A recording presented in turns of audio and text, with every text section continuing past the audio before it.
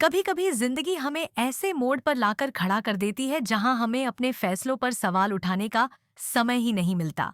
बस दिल कहता है कि जो करना है अभी करना है, पूरे दिल से, पूरी निष्ठा से और बिना किसी शर्त के।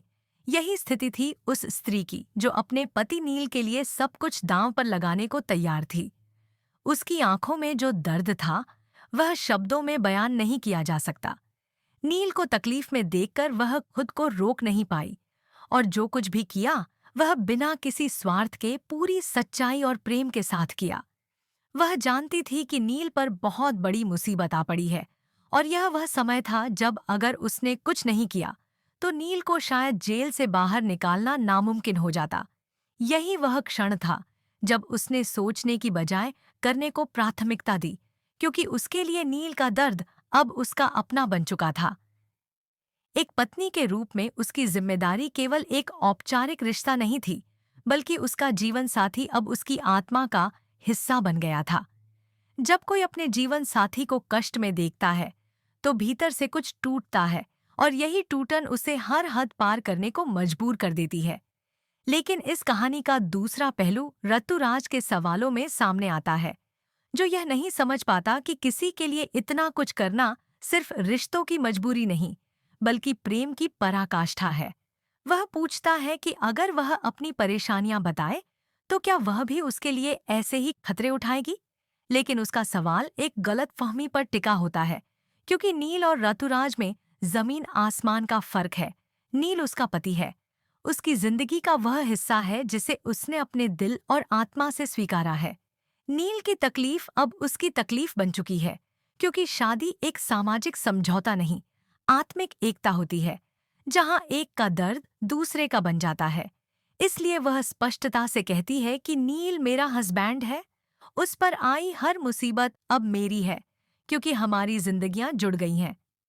यह कथन सिर्फ संवाद नहीं है, यह उस नारी की आवाज है जो अपने रिश्ते की मर्यादा को केवल शब्दों में नहीं, कर्मों में निभा रही है।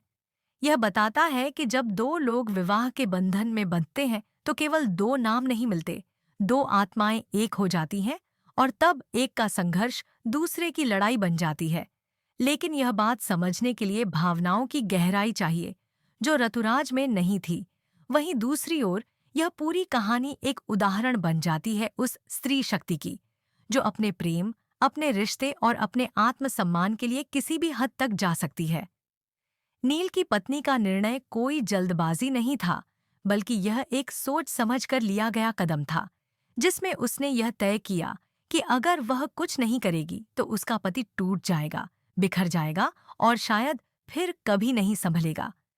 उसकी यह भावना समाज की उस रूढ़िवादी सोच को चुनौती देती है, जो आज भी मानती है कि महिलाओं का कर्तव्य केवल घर संभालना है, न कि अपने पति के लिए लड़ाई लड़ना। लेकिन यहाँ एक स्त्री अपने पति के लिए कानून, व्यवस्था और समाज से टकराने को तैयार है, और यह बताता है कि प्रेम में कितनी शक्ति होती है। दूसरी तरफ यह संवाद भी उतना ही महत्वपूर्ण है, जहां वह दर्शकों से कहती है कि अगर आपको छोटे पर्दे के बड़े ड्रामे का असली मजा चाहिए तो टेली चक्कर के साथ जुड़िए। लाइक, शेयर और सब्सक्राइब करना ना भूलें।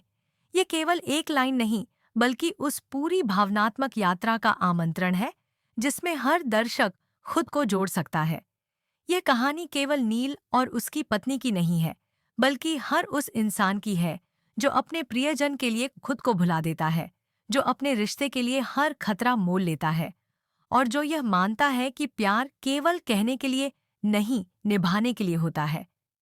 इस कहानी में जो भावनात्मक परतें हैं वे न केवल रिश्तों की गहराई को उजागर करती हैं, बल्कि यह भी दिखाती हैं कि जब एक महिला ठान ले तो वह अकेले भी किसी तूफान से टकरा सकती है।